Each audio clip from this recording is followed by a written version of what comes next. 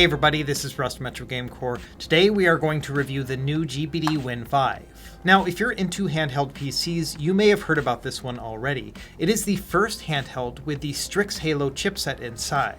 And there are two major points to consider when thinking about this CPU. The first is that this is by far the most powerful handheld in the world, even more powerful than the upcoming stuff like the Legion Go 2 and the new ROG Ally. And it's not a small or incremental bump either. It really does feel like the next generation handheld in that it is just effortlessly easy to play just about any game that you want. But the second and perhaps most important part about using this chipset in a handheld device is that it makes it significantly more expensive than the competition as well. The starting price is about $1,500, but if you want to max that out with the best performance, storage, and RAM, you are looking at over $2,100. And I think at that price point, you probably already know whether or not that's going to be within your budget. For me personally, that's way above what I would pay for a handheld PC as well. But I also think of it as a glimpse into the future, because at some point, we will get this kind of performance on a device that isn't quite as cutting edge. So let's go ahead and just dive in and see what we can find out.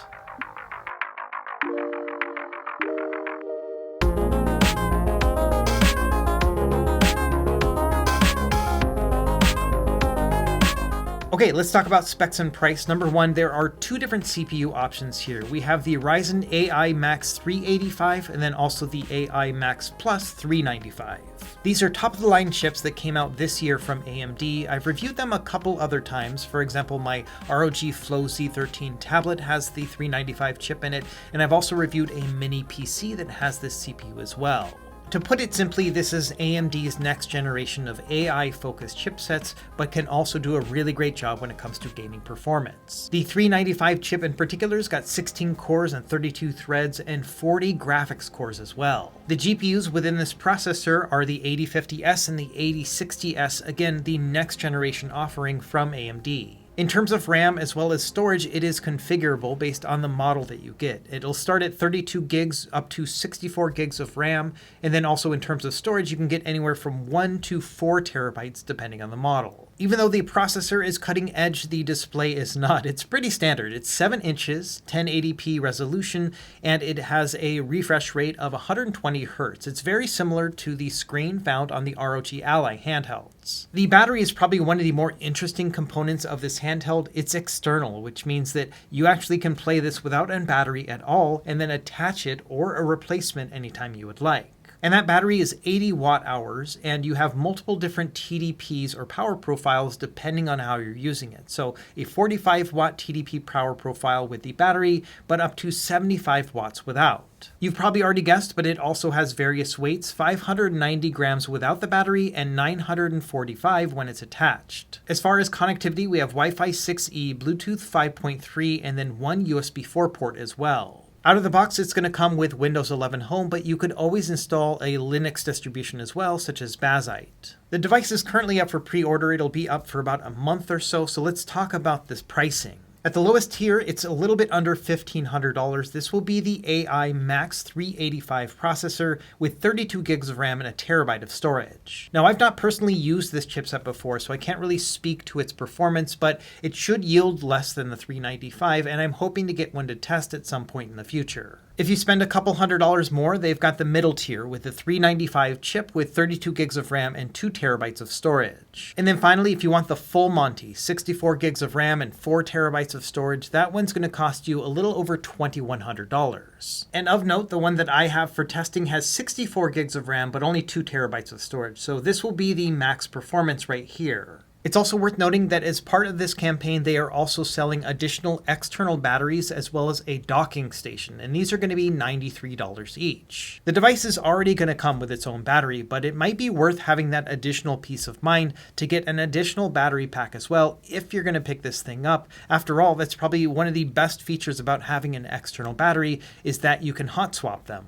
So let's take a look at everything that you will get inside of the package. Now, this was a review unit sent over from GPD, but like with all my videos, all opinions are my own. They're not going to see this video ahead of time, and no money was exchanged in any way. So of course, we get the handheld itself, and then also an external battery pack. And the way this works is it connects directly to the back of the device right here. Now, if you want, instead of connecting this directly to the handheld, you could use a tether like this, which will then connect it here as well as the battery. So that'll give you a little bit of space so that you don't have that additional weight as you're using it. Beyond that, we've got a 180 watt power supply. So this is kind of standard for like a laptop charger, and it does have a barrel jack to connect to the device itself. So one of my first impressions when unboxing this device is that it feels rather complicated. It's not a device that you can just press the power on and turn it on. You've got to decide, am I going to use a battery? Am I going to tether it? Am I going to use an actual power plug? And so this is one of those things where it does feel like a somewhat complicated experience. My next big impression about this device is that it is rather large. It's like a huge PS Vita or PSP,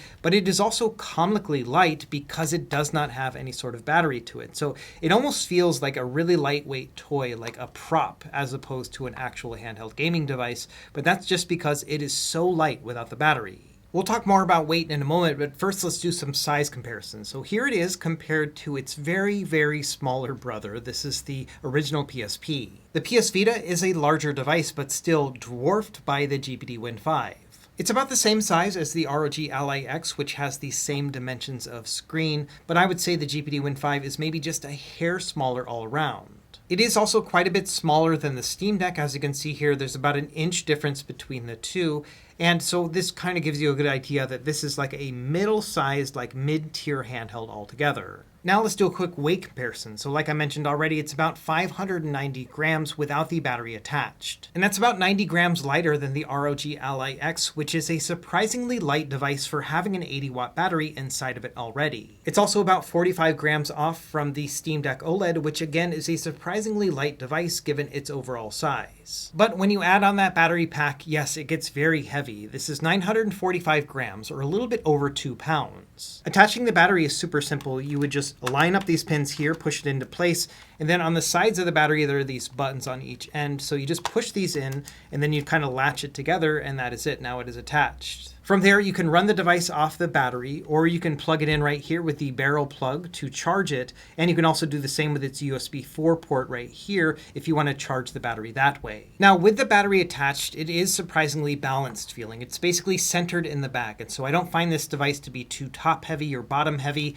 It's just all kind of centered right here in this middle mass. And yeah, I think it feels overall good. It's just quite heavy for its size. And that was one of the key features of its predecessor, the GPD Win 4, is that this thing was very heavy and dense for being a smaller sized handheld. This one kind of feels like it when you have the battery attached just because it is so heavy as you hold it, but it's the opposite feeling when you take the battery off because it feels so lightweight given its size. There are some other similarities with the Win 4, like the overall look and that PSP style design, and it also has a PS Vita style D-pad, as well as a mouth nub over on this side, and then also a fingerprint sensor on the bottom left. But there are also some key differences that I know a lot of people are not happy about. For example, the Win 4 had a built-in keyboard right here that I think a lot of people loved. It was one of the main reasons why I bought one of these with my own money, because I love the versatility of being able to push in a password when I needed to on a small handheld device. This one does not have a keyboard for it. Instead, it's got a keyboard button. You can press that and it'll bring up an on-screen keyboard, and that's about it. So in this graduation from the Win 4 up into the Win 5, there were some features lost along the way, but then some additional features as well, including the fact that we have that detachable battery and a much more powerful CPU. The Win 4, in case you were wondering, is about 608 grams, which makes it a little bit heavier than the Win 5 without its battery attached. So my main takeaway when it comes to size and weight is that it's kind of in a no man's land where it is lighter than its competition when you don't have a battery attached, and it feels like really lightweight and nice. But when you add that battery, it gets super dense and heavy as well. Now let's talk about the overall design and then some of the controls as well. We'll start with just the overall feel of the ergonomics. We have these big bumps here on the back, which actually gives you a lot of grip. Like, I don't feel like I'm cramped in any sort of way here. When you combine that with the roundedness on the sides right here for a place to naturally just kind of grip your palm around, this is a very comfortable controller to hold. Even with the battery attached, when it is super heavy, it still feels like a very comfortable controller. Let's talk about the controls. So we'll start with the analog sticks. So these are TMR sticks, and a couple unique things about them. Number one is they don't stick out too much from the shell, but man, they feel great. Like they have a full range of motion here. They are super accurate and precise. They've got metal banding around here as well as the ring underneath that makes them feel ultra smooth. And yes, super high precision as well, being that they are TMR joysticks. I also really enjoy the placement of the sticks. They are easy to access and excellent for modern games, but then also I'm able to use the face buttons without touching the stick in any way. And also the D-pad is easy to access too without touching the stick either. And so altogether, this has been a really good control scheme for me. And it just helps that it's a much larger handheld than the Win 4, so we've got more space for the controls. The D-pad is PS Vita inspired, so it has a dome switch connection to it, slightly clicky, but very, very accurate and precise, like it is on the PS Vita and similar handhelds. It easily passes the contra test. When I press down on the D-pad and rock it left and right, the character doesn't move at all unless I push it really hard, but once I push it that far, then I will actually get a physical click from the dome switch down below, which just gives me a confirmation that I am pressing it in a diagonal. So I think this is an excellent fit for precision style games. Testing it again with Celeste here, a precision platformer. Here I'm just testing whether or not it's easy to go in a diagonal or in a cardinal point, depending on what I'm trying to do in the game, and it's really important that I hit the point that I want to when I want to. And in this case, it works perfectly for me, so I think when it comes to any of these D-pad style games, it's going to be great. Same thing with Street Fighter style games. Because we have these dome switches underneath, we have a soft click every time that we actually press any of the movements, which makes it very easy to adapt to your Hadoukens and Shoryukens. So an excellent D-pad all around. The face buttons are also very good. They are glossy in texture and they have a shallow travel to them, but they are rubber membrane. They feel a lot like a PlayStation 5 controller's buttons, and they are much bigger than they were on the Win 4, which I thought were just a little bit too small. So I like the overall feel and size of these buttons. Let's talk about the rest of the buttons that we have on the handheld. First off, we have a controller and mouse toggle. So by default, it'll be in the controller mode, which means that it'll essentially just act like an Xbox 360 controller attached to your Windows computer. If we tap on the button, that's going to go into mouse mode, and now our right analog stick will be the mouse cursor, the right bumper will be our right click, and then the left bumper will be the left click. So that's about it. If you need to navigate through a menu and you don't want to use the little IR sensor that we have right here, then another thing you can do is just use the mouse mode. The IR sensor works pretty well. It is sensitive. It's much like it was on the Win 4, but I do find it to be a little bit less precise than just using the analog stick when in mouse mode, so often I will use that. But you can also just use this for a left click if you tap on it, and then also if you press and hold, it will be a right click. Further down, we've got our select and start buttons. The placement of these is a little bit awkward compared to, having them up here, but I did get used to it over a few days of testing. Below that, we have our home and keyboard buttons. So the keyboard button, kind of self-explanatory. If you tap on it, it'll bring up an on-screen keyboard. But bear in mind that this is the accessibility keyboard. It's not the touch keyboard, for example, the one that you can pull up from the menu bar. This is the one I actually prefer to use with a touch screen. There's probably a way to change it so that this button will bring up this keyboard, and that's, I think, probably the ideal situation. Down here is the home button. So this will just toggle the desktop. So if you need to get to the desktop or maybe adjust the brightness, that's one of the easier ways to do it, and you can just jump right back into your game from there. To the left of that, we've got our power button, and this is also a fingerprint sensor in case you want to log in that way. Now, one of the concerns I've seen from people is that we would accidentally press the power button while playing, and that has not been an issue for me. I have not pressed this one time. It's kind of a flush button altogether. Like, it's hard to actually reach it. There's a little bit of lip around it, and so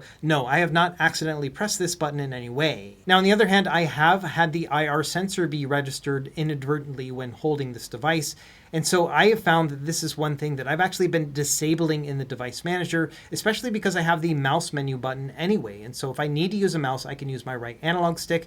And so I haven't really found a need for this. Further down, we've got our two left and right stereo speakers. We will test those in a moment. And then to the right of that, we actually have our volume up and down buttons. So it's kind of unique that it's down here, and sometimes I forget where it's located. But yes, these are the two volume buttons. On the left side, we've got this menu button, and this is essentially like an Xbox button. So if you tap on it, it'll usually bring up Steam. If you press and hold it, it'll actually bring up Steam Big Picture mode, which is pretty awesome. And so that's one thing that I have personally been using is, right when I first started up, if I want to jump into Steam, I can just press and hold the menu button. It'll bring me into Steam Big Picture mode, and I can just start gaming from here. Okay, let's take a look up top. So we have our shoulder and trigger buttons right here. The shoulder buttons are really nice and clicky. They're like kind of micro switchy feeling, like very light to the touch, almost like a mouse click, and they're not super loud either. In fact, it's almost inaudible. It's like a very light mouse.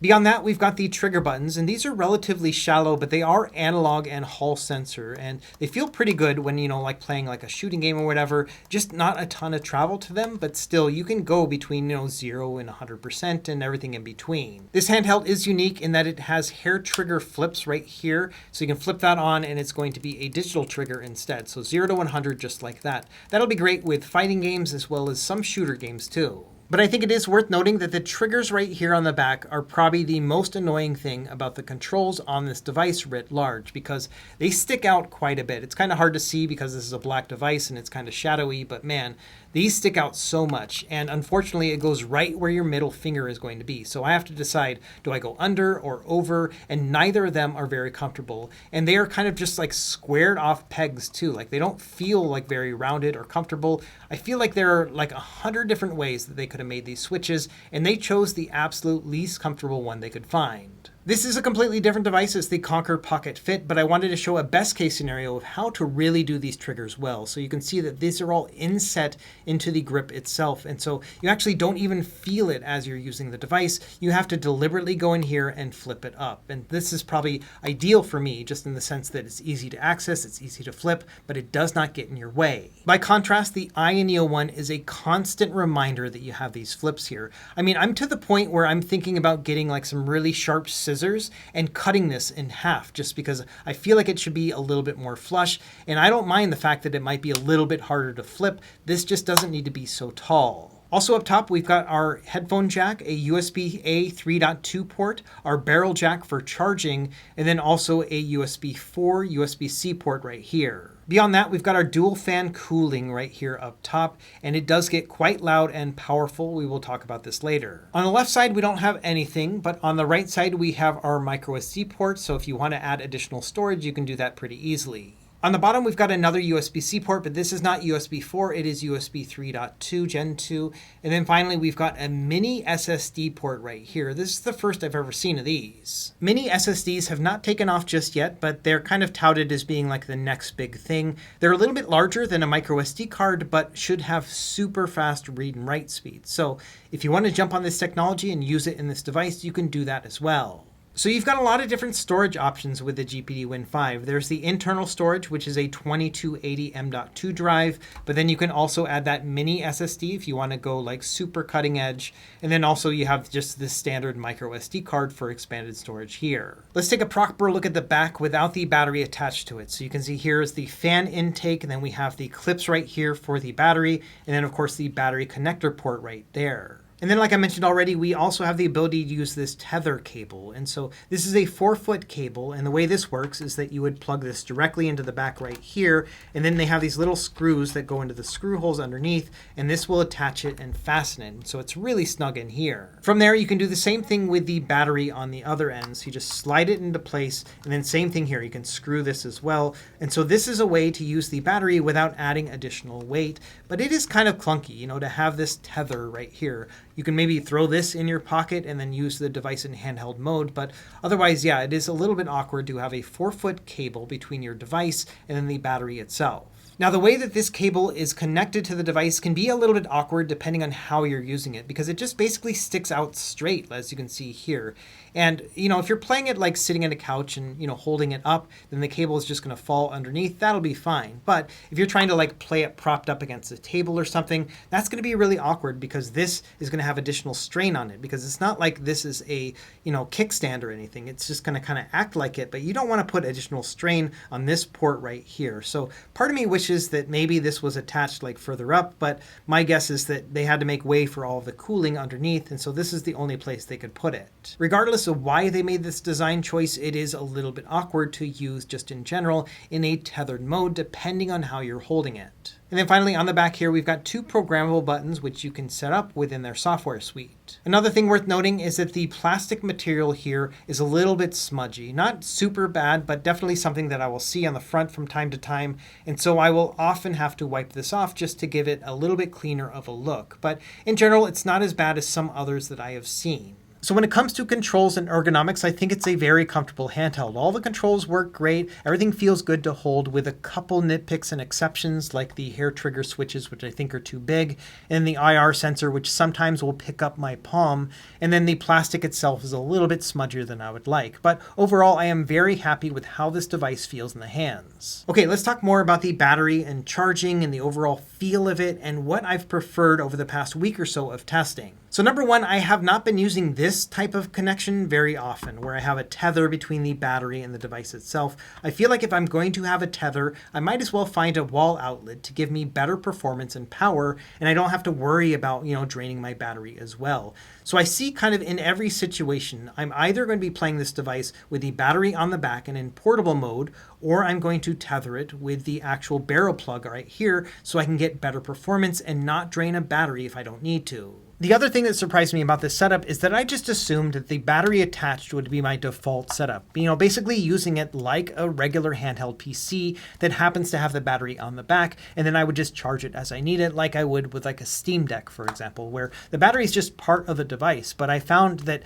the opposite has been true. I have rarely been using my battery. I love the fact that it's an 80 watt-hour battery, but it is heavy and it almost doubles the weight of my device overall. And so I found that in general, I have been using this more as a couch gaming device where I plug in the barrel charger and I just use this, connected to a wall outlet that's a few feet away. And as I'll talk about later, there's a big power difference between the two. 45 watts on battery or 75 watts when plugged in with the barrel jack. And every single time I'm going to choose that additional power because we have such a powerful processor. This CPU can do some amazing things at high wattages, and I feel like anybody who's going to be spending around $2,000 for a handheld probably wants to do amazing things on it, and that just kind of by default means that you might be playing this plugged in. Now, I've never really thought of myself as a tethered game player. I don't like the idea of having this thing plugged in as I'm using it. It's a handheld after all. I like the freedom of movement, but this just kind of straps me to the closest outlet, and I don't really like that feeling. But the difference in performance really has won me over. So in summary, I figured that I would probably use this device with just the battery connected to it in the first place, but I found that the performance gains of having it plugged in outweighed my annoyance of having to plug it in the first place. So I've been a tethered gamer when it comes to this thing overall. Okay, now let's talk about this display. It is a pretty standard display overall. It's LCD, it is a 7-inch 1080p panel, 120 Hz variable refresh rate,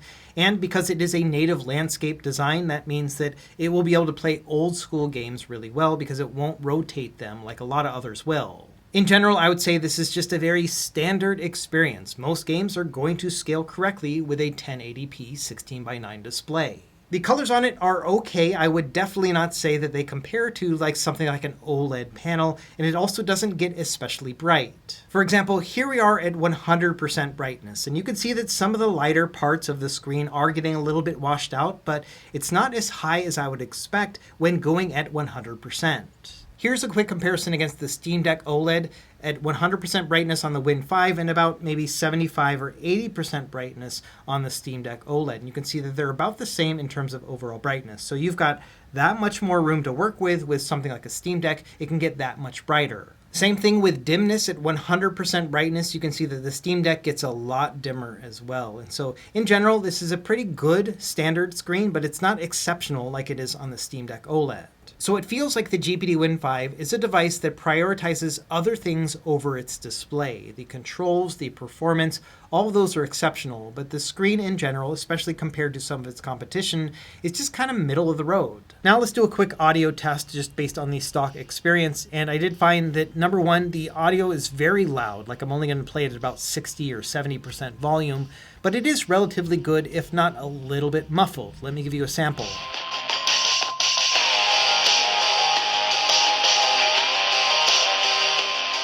So I like that these speakers are front firing, and I like the fact that they are nice and loud, but I do wish that there was a better differentiation between the mid and the highs. It feels like it's just a bit muffled overall. Now, thankfully, because it's a Windows device, you can easily tune these speakers. So using a simple tool like FX Sound can almost fix it in a night and day experience just with their default settings. Again, let me give you a quick sample with FX Sound turned on, then off, and then on again.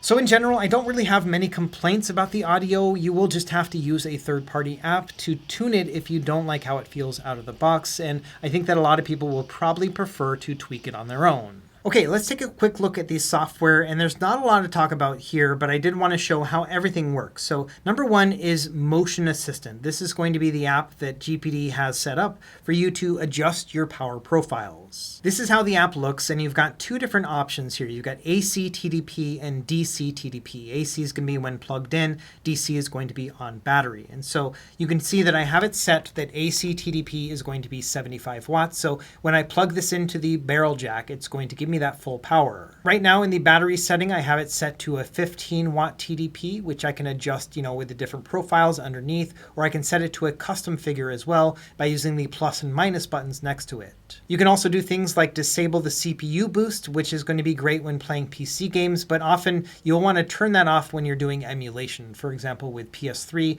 it works better if you don't have that disabled. You've got a lot more power in here as well, including, adjusting the GPU manually or also the fan settings. So you've got a lot of room to work with here, but it is rather clunky to have to go into this app every time you need to change out a TDP. The other app that they provide is called Win Controls, and this allows you to adjust the hotkeys. It's in Chinese right now, but I'm assuming that by the time it goes to retail in the Western world, it'll be in English too. But essentially here, you can just assign these back buttons to whatever you would like. You also have the ability to adjust the mouse mode, so you can set this up to be specific keys on a keyboard. So if you're looking to have specific inputs, like say, for example, you're playing an old DOS game, you can set all that up in here as well. But really, when it comes down to it, that's it when it comes to software, and I wish there was a more elegant experience. For example, I would love to have just a quick menu that would pop up, maybe by pressing one of these buttons, to bring up the ability to adjust the TDP on the fly. You can do that on stuff like the Steam Deck or Bazite, but unfortunately not within the GPD suite of software. Okay, next I want to talk about cooling and fan noise, as well as just the overall ambient heat when playing this device and pushing it really far. For this test, we're going to use Cinebench 2024, which is a CPU-bound test which will push everything to 100% over a period of 10 minutes, so it is really maxing out the CPU. I'm also running it at a 75 watt TDP with the barrel plug, so we are pushing performance as much as possible. And in an environment like that, I was definitely able to push these CPU temperatures pretty high. In fact, I got around 93 degrees Celsius as my peak temperature over a 10-minute test. So even though we do have dual cooling fans, they cannot really keep up to the overall heat that is being produced by this chipset when pushed to the max. Now bear in mind that this is a synthetic benchmark, and pushing it like this is probably not going to be the same as it will be when playing a game. For example, the highest I ever really saw it going was around the low 80s altogether, even when pushing the GPU to 100%. So yes, I don't think that in general you will see temperatures as high as like 93 degrees when playing games, but low 80s is definitely possible. So it's definitely a handheld that is pushing out a lot of heat. Now, in terms of heat transfer and whether or not you're going to feel that heat as you're holding it, it really depends on how you're holding it and where you're touching it. The screen in general will be around 47 degrees Celsius, but there is a hot spot down near the bottom of it that'll get up to about 49. It can also get quite hot near the top of it where it is pushing out all that hot heat. I saw it get as hot as 52 degrees Celsius. Again, not to the point of burning you, but that is relatively warm. It also gets pretty hot along the back where the hot air is flowing through, and some of that does transfer over to the parts where you'll actually be touching it with your fingers. The hottest spot will be around where you put your middle fingers, and that gets up to about 41, 42 degrees Celsius. To put that into context, skin temperature is around 35 to 37 degrees Celsius, so you're going to feel anything that's beyond that, and this is a little bit warmer than that.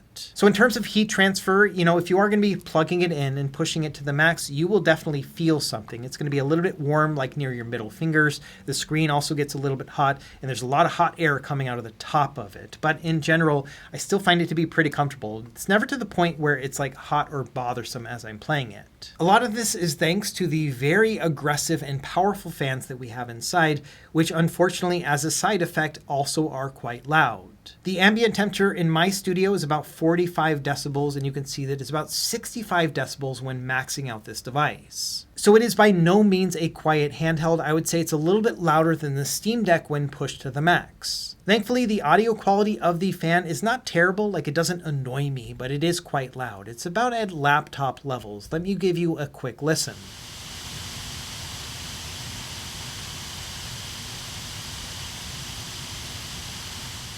So in general, yes, this is a loud device when pushing it to the max just because it needs to cool off that chip, which is going into overtime. But also the results will speak for themselves because this CPU is more powerful than just about anything else on the market. It goes toe-to-toe with things like the Apple M1 Ultra chip.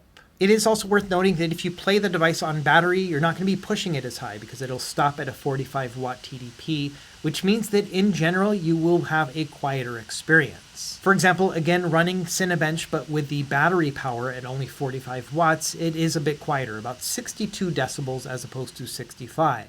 And also because the power is not getting maxed out, it runs a little bit cooler too on battery. So only about 39 degrees on the back as opposed to around 41 or 42. It is also worth noting that I didn't see a lot of downsides of having the battery on the back. I don't feel like it's inhibiting the overall cooling mechanism anyway. There's a small space between the battery and the cooling, and I think that that's enough for airflow, and so it hasn't really affected the device when running it on battery. But my advice would be that if you are going to plug it in with the barrel jack and push it as far as you can, I would also detach the battery at the same time, because if I'm able to get up to 93 degrees Celsius like this, then putting the battery right here will probably inhibit some of the airflow to the point where it's going to get even hotter. And I think that anything beyond, 90 degrees is pretty bad. So yes, I would say take off the battery if you are going to be maxing out the device. Speaking of maxing out the device, let's talk about GPU benchmarks and what you can expect. Now, initially, I was going to do 3 different tests. I was going to do with the battery, then the barrel plug, and then also a USB-C connection. After all, this has USB 4, which means it can take,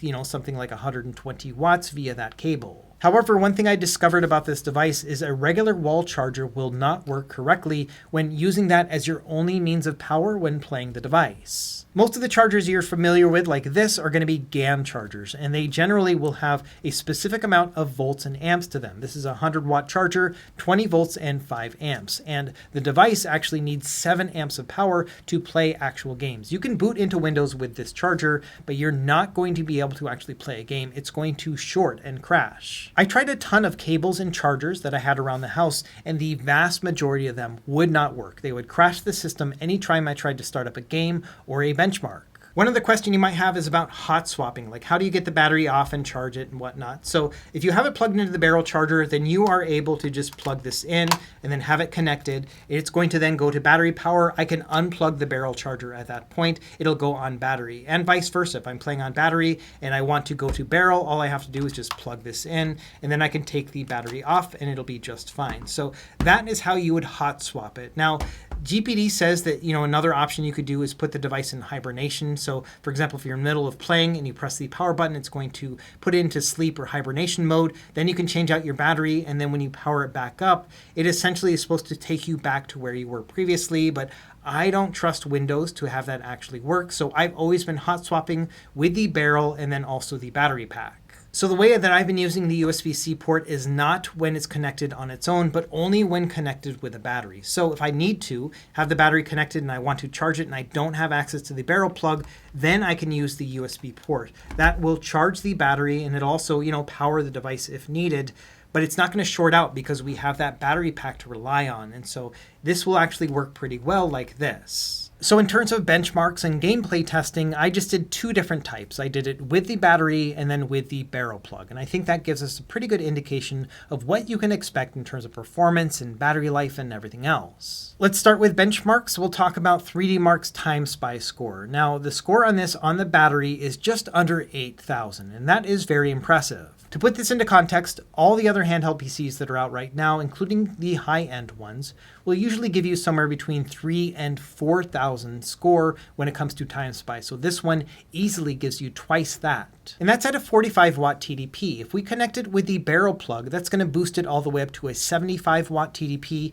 and the results are even better. At that point, I got 10,155. That is an incredible score. Most handheld PCs that are even connected to an eGPU usually give you around 9,000 overall in the score. So this is better than a device connected to an eGPU, but it's a device on its own. So now let's talk about game performance and what you can expect compared to the competition. Like, where is this money going in terms of performance and whether or not it's going to be worth spending upwards of $2,000 for a handheld. Let's do a comparison against a couple others using Ghost of Tsushima as our example. For the Steam Deck, I play this game at 800p resolution with low settings and FSR enabled. That means it's actually running at a lower resolution, but then scaling it up to 800p, which is the max of this display. And with these settings, I can get a very stable 30 frames per second. In fact, that's what I do with it. I put on a 30 frames per second cap, so it never goes beyond that. And I get some pretty good battery life. In general, it'll drain about 20.5 watts per hour on this device,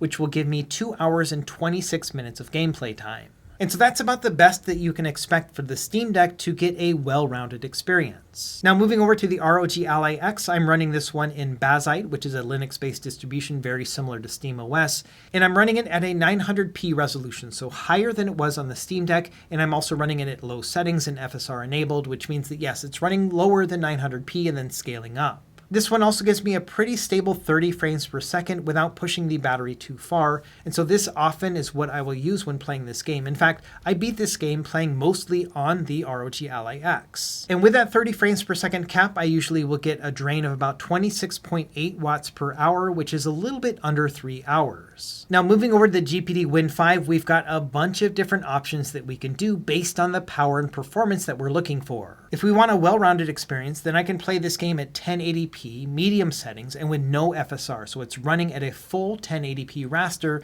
which is going to max out the resolution of this display. And to keep it as close as I could to the other two handhelds, I did run it with a 30 frames per second cap to see what the battery life would be like, and in general, it worked out pretty well. 30.8 watts per hour, or 2.5 hours of battery life. So battery-wise, this is very similar to the others, but it looks miles better. It has got a full 1080p with no FSR, so no artifacting or anything else like that, and it's also with better settings. It's at medium settings. This looks amazing compared to the other two. And if battery life is not a priority, then we can max it out even more if we go up to that full 45 watt TDP. So here I am running it again at 1080p, but I bumped up the settings to high, and then I also unlocked the frame rate. So now it's hovering around 65 or 70 frames per second. It feels ultra smooth and also looks beautiful. In fact, I think this is just about as good as it can look on a 7-inch 1080p display. It will certainly eat into the battery faster, but if you want an uncompromised experience, this is what I would expect on battery. And of course, if you don't mind that tethered life and you want to plug this in with a barrel jack, then this will give you even better performance. Now it's going to hover around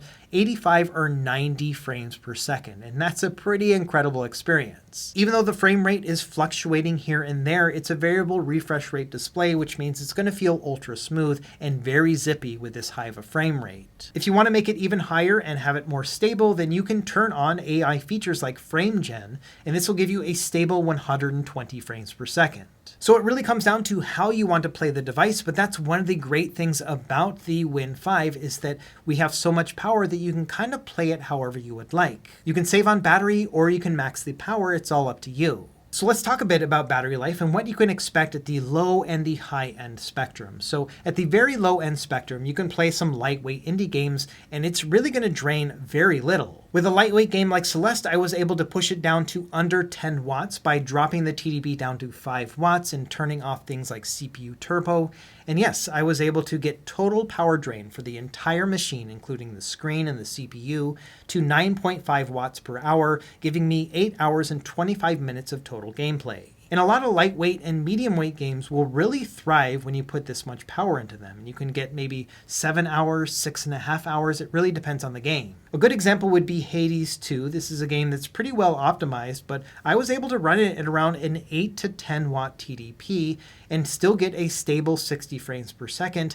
And I was able to get about 6 hours and 40 minutes of overall gameplay time. And then, of course, on the other end of the spectrum, when running it in battery, you're going to be able to push it as far as you would like to. So if you want to play a game like Rise of the Tomb Raider at 120 frames per second with very high settings, you can absolutely do that. Same thing with Ratchet and Clank, high settings here, and getting an average of about 80 frames per second. That is an incredible experience. And again, this is with no FSR or DLSS or any of that other stuff. We are just playing at a straight 1080p raster. And the amount of battery that you want to use is really going to depend on how much power you're willing to feed to the overall device, because you've got a wide spectrum. I think maybe the best way to explain this is to narrow it down to one single game with a bunch of different parameters. So let's use Marvel Spider-Man here. We'll start with plugging it in with the barrel jack. So this is going to push the power all the way up to 75 watts as needed.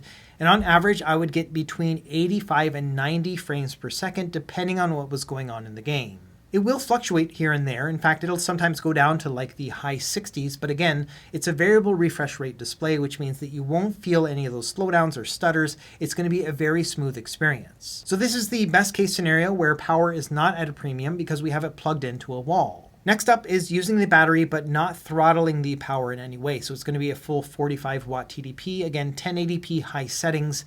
And this is going to drain like 72 watts an hour. So you're only going to get a little bit over an hour of overall gameplay, but your average frame rate is going to be around 70 frames per second, which is pretty great. On a lot of the other handhelds, I have to play this at a lower resolution or use things like FSR, but with this one, you don't have to do any of those compromises. Now let's say you don't really need 70 or 75 frames per second, you're happy with just 60. So we can put a 60 frames per second cap on here and it's going to require less power. So now instead of needing 72 watts per hour, it only needs 45 watts. And so this almost doubles your battery life. I can now get 1 hour and 47 minutes. And so for me, this feels like a sweet spot. Like I didn't really need 70 or 75 frames per second. 60 is just fine, and this will give me a lot better battery. Now, a lot of people say that 40 is the new 60 because it feels very smooth at 40 frames per second, but it doesn't require as much power, and the proof is in the pudding right here. So if we cap it at 40 frames per second, it's only going to require 38 watts per hour instead of 45, which is going to give us a little bit over 2 hours of gameplay instead. So if you don't mind playing at 40 watts, but still having 1080p in high settings, this can also be an excellent gameplay experience, especially if you have 2 hours or more of time to play. Now, dropping it down to a 30 frames per second cap surprisingly doesn't really help all that much at all. It only drains 35 watts instead of 38, and yes, it'll give you about 10 minutes additional battery life, but I think that 40 frames per second feels a lot better than 30, so I would probably go back to 40 and just lose that additional 10 minutes. I think that'll be fine. And then finally, if I wanted to push it even more, let's start knocking down the settings a little bit. So for example, here, 1080p, but only medium settings. And I also turned on FSR, but kept it at that 30 frames per second cap. This is going to require less battery, only 31 watts per hour, and I will get about 2.5 hours of battery life. So I've got anywhere between 2.5 hours of battery life with a somewhat compromised experience right here, or I can just go,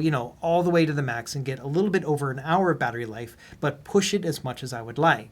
And so that's one of the neat things about these Strix Halo chipsets is that not only do they work really well when you push the power really far, but you can kind of throttle it back and still get something that's a lot better than your typical handhelds right now. But like I mentioned earlier, I spent most of my time playing this device tethered. What I actually did is I plugged it in next to my couch and then had the cable coming out, around the back of my couch. And then I would just play like that, sitting down and enjoying my night. And once we unlock that 75 watt TDP, it becomes a whole different ballgame. We're talking about effortless gaming with basically anything I throw at it. Elden Ring at 1080p high settings can hit 60 frames per second without breaking a sweat. In fact, this only requires about 60% of the GPU to reach this benchmark, so it is ultra smooth and stable. Gears of War Reloaded is a more recent game, but it is heavily optimized on Windows, and so no issue here, 1080p high settings, 120 frames per second. The Witcher 3 is very close to that as well, 1080p high settings, and the average is about 115, so not quite 120, but very close. I'm not in Act 3 of Baldur's Gate 3, so I can't really push it to the max, but even when playing this game kind of in the early stages, I'm getting over 100 frames per second on average. That's crazy. Returnal, which is a game that just eats up GPUs, can run at 1080p medium settings and an average of about 70 frames per second even when in combat, so this is an excellent experience too. And again, all these games are playing with no upscaling technology. Even Doom the Dark Ages can average about 62 frames per second at 1080p high settings. For this game, I would probably just cap it to 60 and enjoy a very smooth frame rate, but yes, this can reach 60 no problem. God of War Ragnarok, 1080p high settings again, and the average is about 115 frames per second. That is crazy. Resident Evil 4 is very similar as well, but only gets about maybe 112 frames per second on average, which I still think is pretty darn good. Now, there are going to be some games that still kind of struggle with this chipset, either because of optimizations or because they are very new. For example, Horizon Forbidden West, 1080p high settings here, and my average is about 55 frames per second. Now again, because we have a variable refresh rate screen, as long as it gets above 48, it should still be very smooth, and so it's an excellent gameplay experience, but not that crazy 120 frames that we were seeing with other games. Same thing with Metal Gear Solid Delta Snake Eater. I think this is probably an optimization issue, but this game runs at 1080p high settings, but the average is about 50 frames per second. Still a very excellent overall gaming experience, but not super high refresh rate. The way I see it, this is a game that probably struggles on some of the other handhelds, but you can get by with it here, and again at 1080p high settings. Now I think the vast majority of people are going to be buying this device for PC gaming, but I did some light emulation testing just to give you an idea of what to expect. After all, this is my bread and butter. When it comes to lightweight emulation, this does not take much power at all. You can usually play it around 6 watt TDP,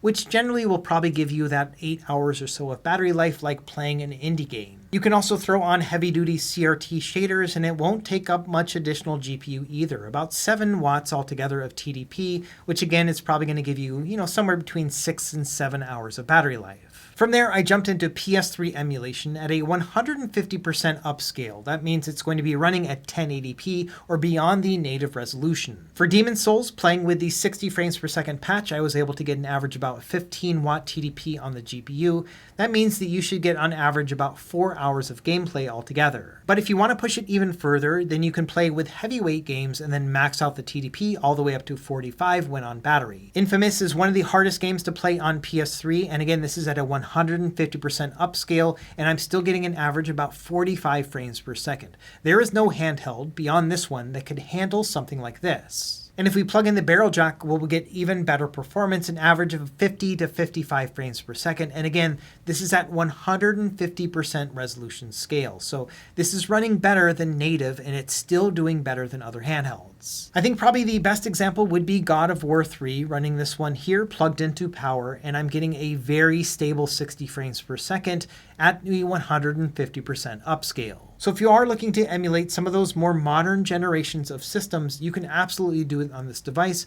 As long as the compatibility is there with the emulator, you're going to be able to find that raw performance power that almost rivals a desktop PC. And my final note here is that this device is completely dockable. So if you wanted to plug this into an external monitor and a keyboard and mouse, you could use this as a primary PC. The setup that I have right here is sitting on the Steam Deck dock, but the D-brand kill switch dock adapter, which makes it just a little bit thicker so I can fit the device on here. It's a bit of a precarious fit, so I would recommend getting the official one from GPD. From there, I've got the barrel jack plugged in for power, and then I have my Steam Deck dock plugged into the USB 4 port. That's what's giving me video out. And with a setup like this, that means that I can play in a higher resolution than the 1080p display. So for example here, Ratchet & Clank Rift Apart, 1440p, medium settings, I'm getting an average of about 70 frames per second, so a very enjoyable experience. And so depending on your setup and how much needs you have in a desktop configuration, this device could also function as your handheld and your desktop in one.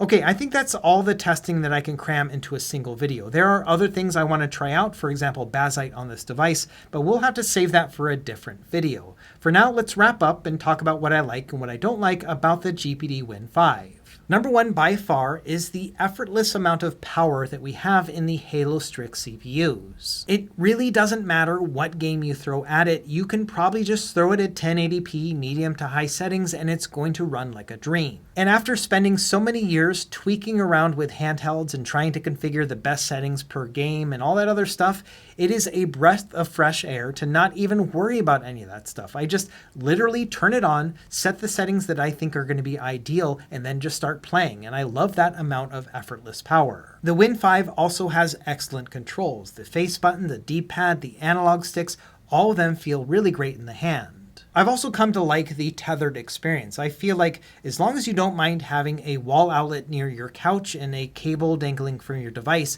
this thing can become a couch monster. The majority of my gameplay time has been doing just that, where I have it tethered to the plug so that I can get the best performance possible, and then I just play it on the couch, kind of kick back and relax and just enjoy it like that. And beyond just using it as a leisure handheld, sitting on a couch, you could also plug this into a desktop environment to basically use this as your main PC as well. It really depends on what your needs are with a Windows desktop, but I think for most people this will probably be powerful enough. Now, you knew this was coming, but there are definitely things I don't like about the Win 5 as well. Number one being that price point. I think it is beyond most people's grasps. It all really comes down to form factor and whether or not you need something this powerful in something this small, but if the form factor doesn't matter to you, then yes, you can get more bang for your buck elsewhere. I also think that the whole power situation is kind of clunky. We've got an external battery that honestly adds a lot of weight to the device, and connecting a tether to your battery makes even less sense to me, so I haven't really been using that at all. Instead, I've just been using the barrel jack, which I think is kind of a clunky solution on its own, or else I'm just using it with the battery and kind of keeping my eye on the battery life the entire time. So for me, none of these situations feels very ideal, and it's definitely not as natural as something that just has the battery inside it already. Given the size of this device, I think that the cooling does a pretty good job, but it is quite loud. It kind of sounds like a big laptop, and so if loud fan noise is something that bothers you, then it will probably bother you on the Win 5 as well. I'm also not a huge fan of the anemic software suite that we have on these GPD handhelds. A few years ago, it was workable, but nowadays it feels like it's being left behind. Every other high-end handheld PC has some sort of visual software suite with specific hotkeys and dedicated buttons that allows us to easily transform our power profiles, but unfortunately, we don't really have that on the GPD ones. It's a little bit more clunky. And for a handheld that costs more than all the others, I feel like it should be a given. And then one last note is I think that the hair trigger switches are probably the biggest hardware defect on this device by far. Like, they are obnoxious. They get in the way. They are super loud when you switch them. It feels like an unnecessary blunder. And on a device that has excellent controls, it kind of sticks out like a sore thumb, no pun intended. So putting this all together, we've got a lot of good things and some bad things about the GPD Win 5. And you're probably wondering whether or not I recommend this device. And to be honest, I don't think I can recommend it. At this price point, it really depends on your budget, and I don't find it to be an essential purchase. Yes, it is going to give you a lot more power, but it is hard to say that it is going to be better than buying 4 Steam Decks for the same price. So the way I'm going to end this video is to say that you know who you are, you know what you expect from gaming, and you know what you want. And if you want something that is the absolute best that you can get right now, and this price point is an excellent match for your budget, then sure, I think that the GPD Win 5 is going to make a lot of people happy. For my part, this is above my handheld PC budget by a long shot, so I wouldn't really see myself buying this with my own money either. But I do think it is a fascinating glimpse into what things are going to look like several years from now when we have chips that are this powerful in more standard setups. And I can't wait for the day where we can just turn on a game and not have to fiddle around with upscaling techniques and everything else and dropping down frame rates just to get something that is playable. So for me, I've got the patience to wait until that day actually happens, but if you want that experience right now and you have the money to pay for it, you can have it with the GPD Win 5. It is that good of a handheld. It has a couple clunky design choices to it, especially when it comes to the battery and charging, but if you don't mind living that tethered life, then this can be an excellent setup all around. Let me know what you think in the comments down below. This is not a handheld for everybody, but it is kind of cool to see where this technology is going. As always, thank you for watching. Be sure to like and subscribe if you found this helpful, and we will see you next time. Happy gaming.